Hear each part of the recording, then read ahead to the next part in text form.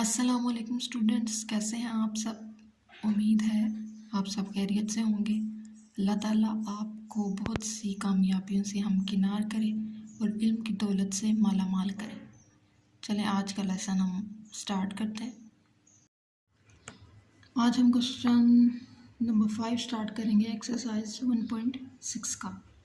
Question है आपके पास, one acute angle of a right triangle is 12 degree more than twice the other acute angle. Find the acute angles of the right triangle. सबसे पहले आपको एक right triangle बनानी है।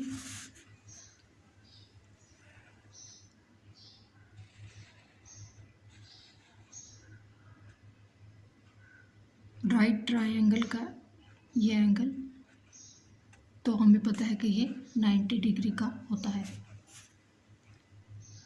ये राइट ट्रायंगल बन गई। अब one acute angle, acute angle के बारे में आपको पता होना चाहिए कि एक्यूट एंगल क्या होता है। 90 डिग्री से लेस देन जो एंगल होता है वो एक्यूट एंगल होता है। 90 डिग्री से लेस 75, 55, 65, 85 कोई भी हो 90 से लेस, उसको हम कहेंगे एक्यूट एंगल। अब ये दो चीज़ें आपको पता लग गई, एक्यूट एंगल और राइट ट्रायंगल। ये राइट ट्रायंगल आपके आगे और एक्यूट एंगल का मैंने आपको एक्सप्लेन कर दिया। अब क्वेश्चन में आपको बताया गया है, one acute angle of a right triangle is 12 degree more than twice the other acute angle. जो पहला आपका एक्यूट एंगल है, इस ट्रायंगल में दो आपके पास एंगल हैं। किसी भी ट्रायंगल में जो सम होगा एंगल्स का वो होगा 180 डिग्री। तीनों का सम, एक तो हमें पता है कि 90 डिग्री है, और दो ऐसे कौन से एंगल हैं जिनका सम होगा तो वो हमारे पास 180 आएगा। फॉर एग्ज़ाम्पल हम अगर लिखें 60 + 30 तो हमारे पास आ जाता है 180, ये पूरा था। अब एक को हम कंसीडर कर लेते हैं x और एक को हम कंसीडर कर लेते हैं y। अब ये दो जो एंगल्स हैं आपको इनको फाइंड आउट करना है, इनकी वैल्यूज़ क्या हैं। One acute angle of a right triangle is 12 degree more than twice the other acute angle. For example हम सपोज कर लेते हैं कि एक हमारे पास जो एंगल है वो x है,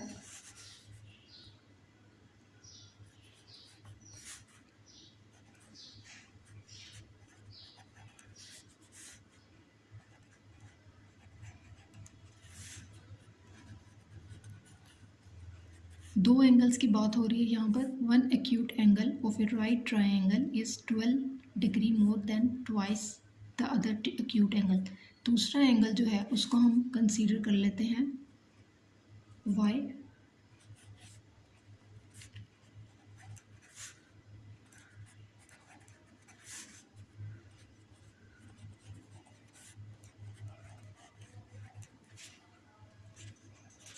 इन दोनों की एंगल्स की आपने वैल्यूज़ निकालनी है।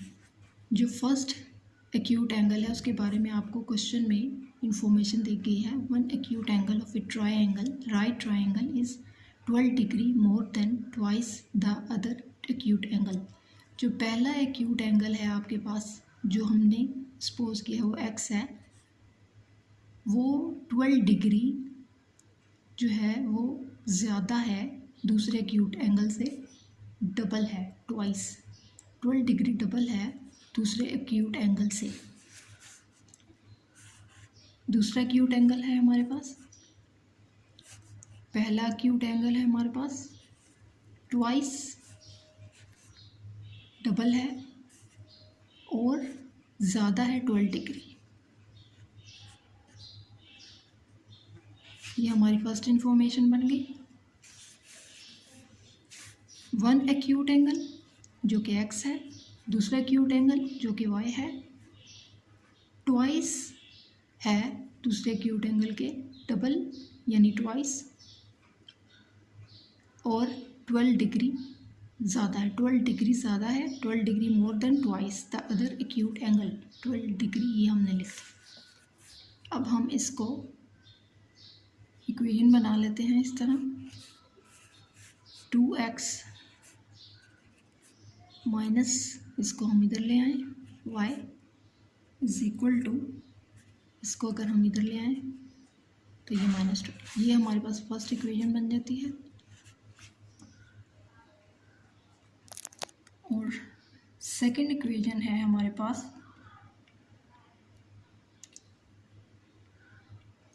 क्वेश्चन से हमें पता लगेगी second equation,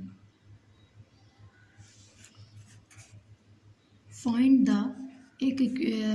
the acute angles of the right triangle.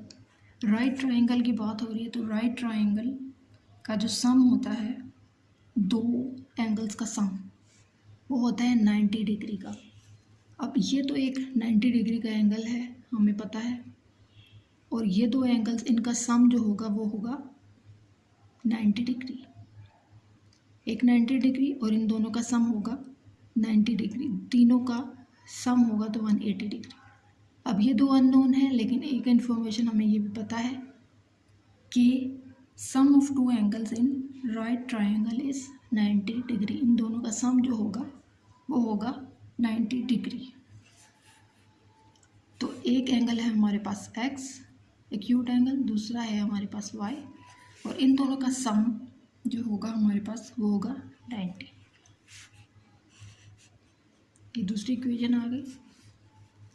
अब इनको हम मैट्रिक्स फॉर्म में लिखते हैं, 2 - 1 1 1 x y unknown values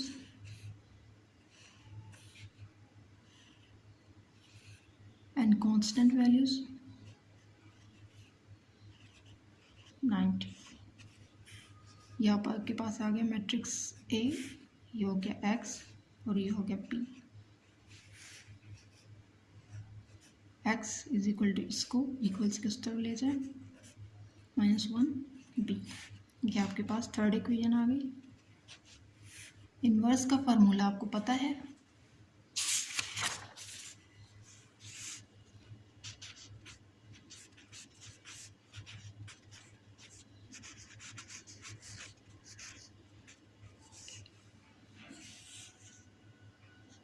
इसका हम डिटर्मिनेंट निकाल लेते हैं पहले, वर्टिकल पार्ट्स 2 - 1 1 1, ये मैट्रिक्स A है।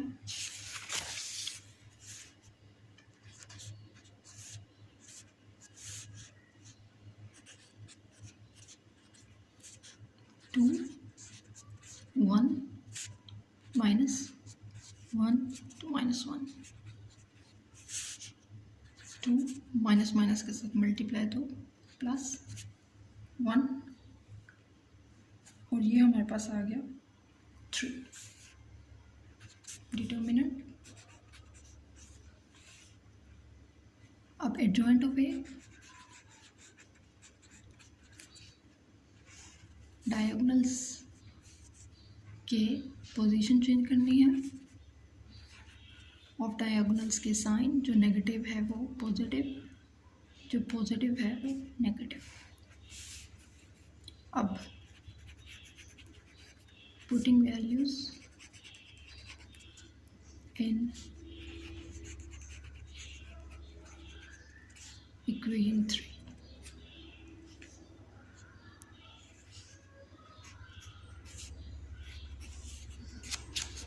ए इनवर्स की जगह ये हमारे पास 3 है, ए इनवर्स की जगह हम उसकी वैल्यूज़ पुट करेंगे। ये 1/8 डिटर्मिनेंट है हमारे पास 3, एडजॉइंट है हमारे पास 1 1 -1 2,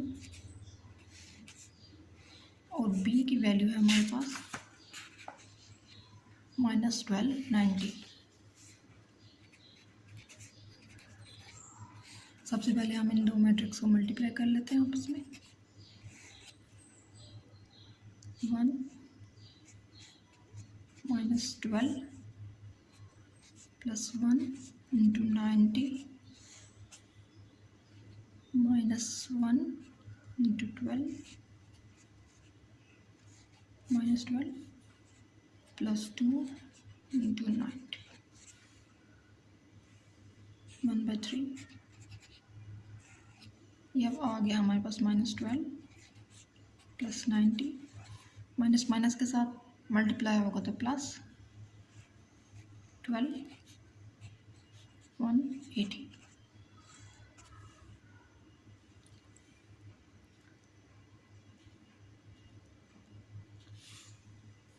ये आ गया हमारे पास 78।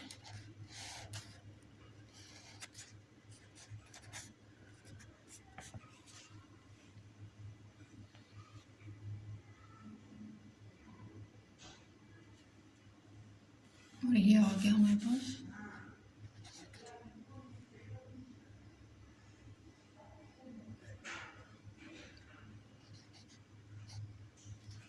अब इसको हम मल्टीप्लाई करेंगे।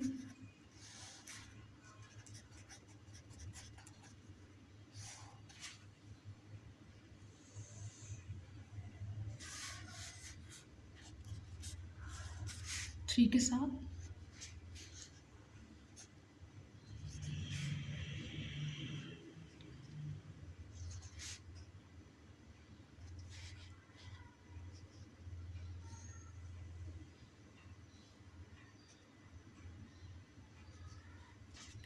ये आ गया हमारे पास 26 एंड 64। एक्स की वैल्यू है हमारे पास 26 एंड वाई की वैल्यू है हमारे पास 64। अब इसके हम चेकिंग करेंगे। वैल्यू इक्वेशन है हमारे पास, ये लेते हैं x plus y is equal to 90।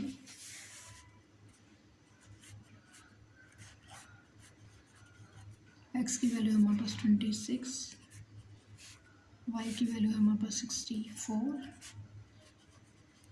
इनको हम ऐड करें तो 90। दोनों साइड्स आपकी इक्वल है, इसका मतलब है आपकी वैल्यूज़ बिल्कुल ठीक आई हैं एक्स और वाई की। सेकंड मेथड हम यूज़ करते हैं।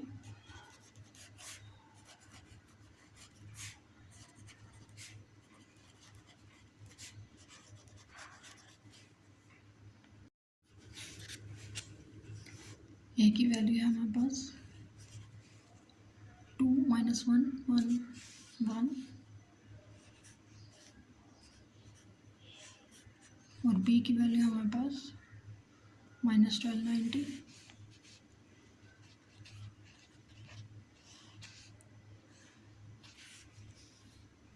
अब हम A1 का डिटर्मिनेंट निकालेंगे। A1 के लिए हम फर्स्ट कॉलम चेंज करेंगे वैल्यूज़ मैट्रिक्स ए के अंदर और बाकी वैल्यूज़ हमारी वैसे ही आ जाएंगी।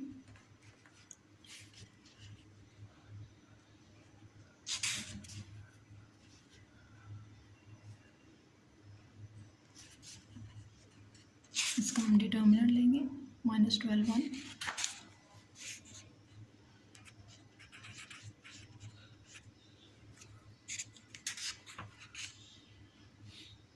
90 -1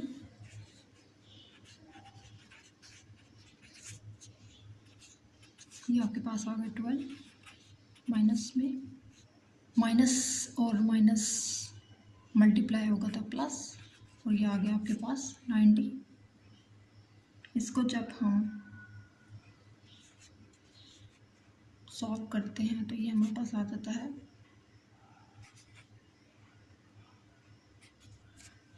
78। A2 का डिटर्मिनेंट निकालने के लिए हमें सेकंड कॉलम की वैल्यूज़ को चेंज करने पड़ेगा।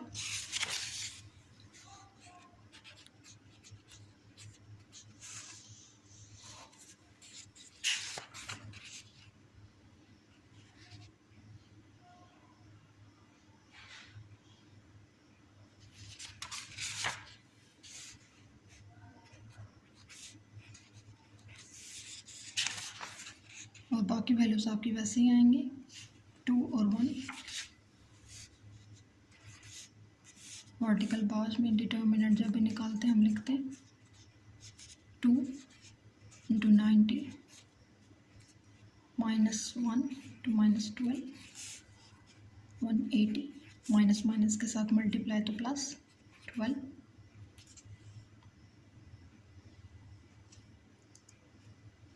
ये हमारे पास आ जाएगा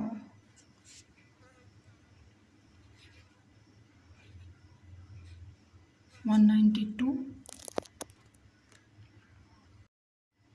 अब हमें x की वैल्यू निकालनी है। a1 का डिटर्मिनेंट और a का डिटर्मिनेंट। a1 का डिटर्मिनेंट है हमारे पास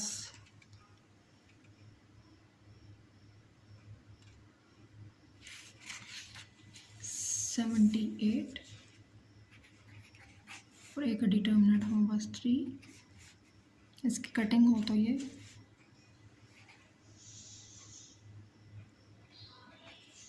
26 आता है। और y की वैल्यू हमने निकालनी है 2 का डिटर्मिनेंट, a का डिटर्मिनेंट 192 है हमारे पास 3। इसकी कटिंग हो तो हमारे पास आता है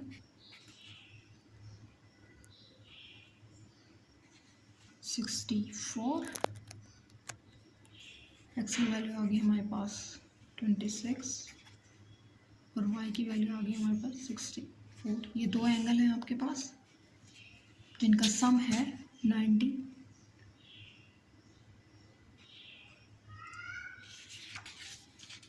और ये आपके दो एंगल राइट एंगल के फाइंड हो गए। अब हम सेकंड क्वेश्चन लास्ट एक्सरसाइज का स्टार्ट करते हैं। क्वेश्चन नंबर 6 है आपके पास। 2 cars that are 600 kilometer apart are moving toward each other. Their speeds differ by 6 km/h and the cars are 123 km apart. After 4.5 hours, find the speed of each car.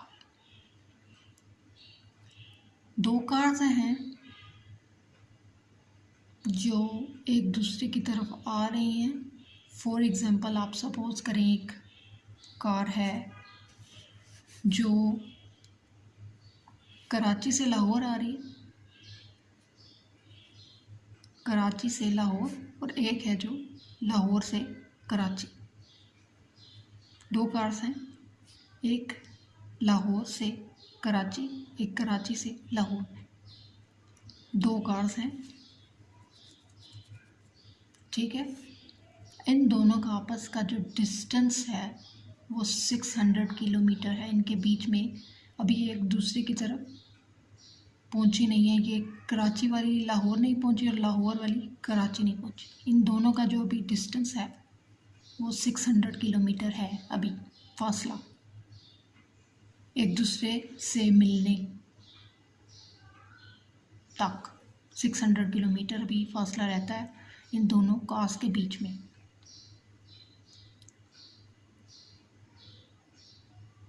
और इनकी जो speed है वो 6 km/h है। 6 kilometre जो है ना वो हर घंटे के हिसाब से जो है ना इन दोनों की स्पीड है। And the car are 123 kilometre apart after 4.5 hours। अब 4.5 घंटे जब गुज़र जाएंगे तो इनका जो फासला है वो ज़ाहिर है कम होगा। 600 तो नहीं रहेगा।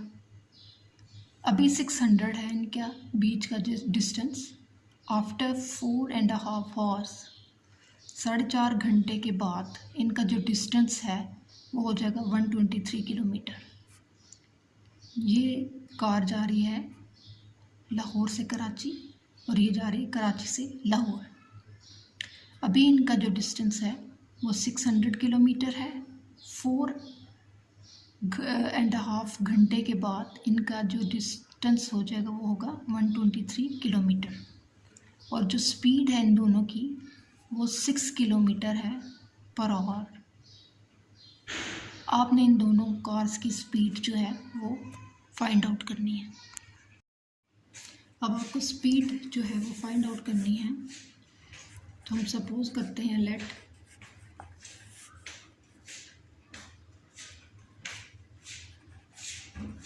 Speed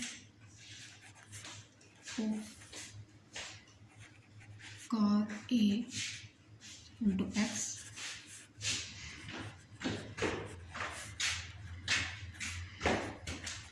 car B equal to Y।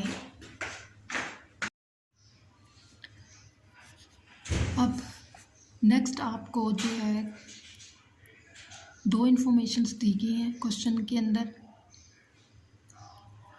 एक इन्फॉर्मेशन आपको दी गई है कि दोनों जो कार्स हैं उनकी जो स्पीड जो है उसका डिफरेंस है 6 किलोमीटर पर आवर है। एक कार जो है हमारी A वो है X, दूसरी है Y। दो कार्स हैं हमारी, इन दोनों का जो डिफरेंस है स्पीड का, यानी कि डिफरेंस फ़र्क जो है इनमें वो है 6 किलोमीटर पर आवर। ये आपकी फर्स्ट इंफॉर्मेशन होगी। सेकंड जो इंफॉर्मेशन आपको दी गई है वो है 4.5 आवर्स के बाद इन दोनों कार्स की जो डिस्टेंस है 123 किलोमीटर हो जाएगा। आपने इन दोनों की स्पीड जो है वो फाइंड आउट करनी है। जब ये 4.5 आवर्स कंप्लीट कर लेंगी उसके बाद इनकी क्या स्पीड थी तो वो वहाँ तक पहुँची, कार A की क्या स्पीड थी और कार B की क्या स्पीड थी 4.5 आवर्स के बाद, जो ये इन्होंने किस स्पीड से इतना डिस्टेंस कवर किया है 123 किलोमीटर। तो अब हमें ये जो है डिस्टेंस मेजर करना है। जब ये स्टार्ट हुई थी तो 600 किलोमीटर था डिस्टेंस और 4.5 आवर्स के बाद 123 किलोमीटर जो है वो डिस्टेंस जो है वो रह गया। अब हम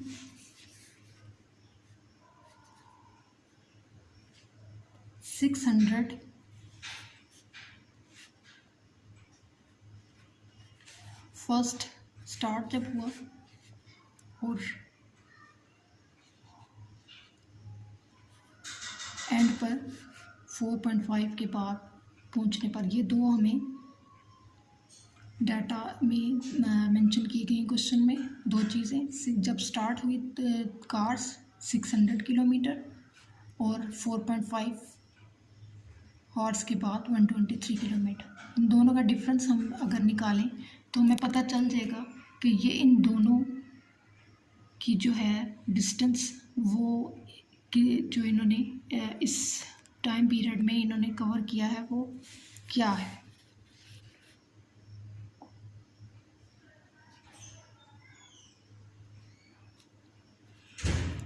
यह आ गया हमारे पास डिस्टेंस दोनों कार्स का।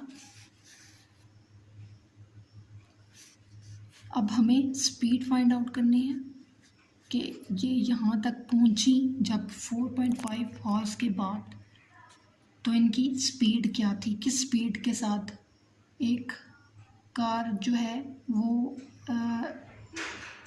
यहाँ तक पहुँची है और किस स्पीड के साथ B कार जो है वो यहाँ तक पहुँची है।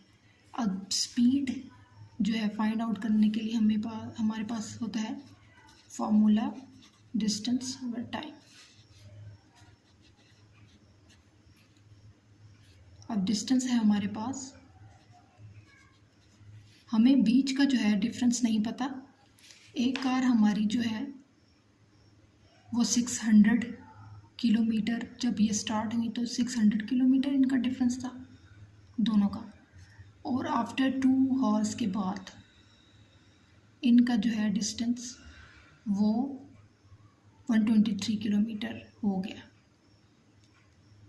अब इन दोनों का डिफरेंस हम निकालेंगे तो हमें पता लग जाएगा कि इन्होंने बीच में कितना डिस्टेंस कवर किया है। ये 4.5 हॉर्स के बाद है और ये जब स्टार्ट हुई थी तब। इन दोनों का जो डिफरेंस निकाला है हमने, तो हमें पता लग गया कि ये डिस्टेंस कितना कवर हुआ है और कितना टाइम लगा है इसमें कवर करने में ये डिस्टेंस। तो वो टाइम जो है हमारे पास 4.5 है, 4.5 हॉर्स। अब इसको हम अगर कैलकुलेट करें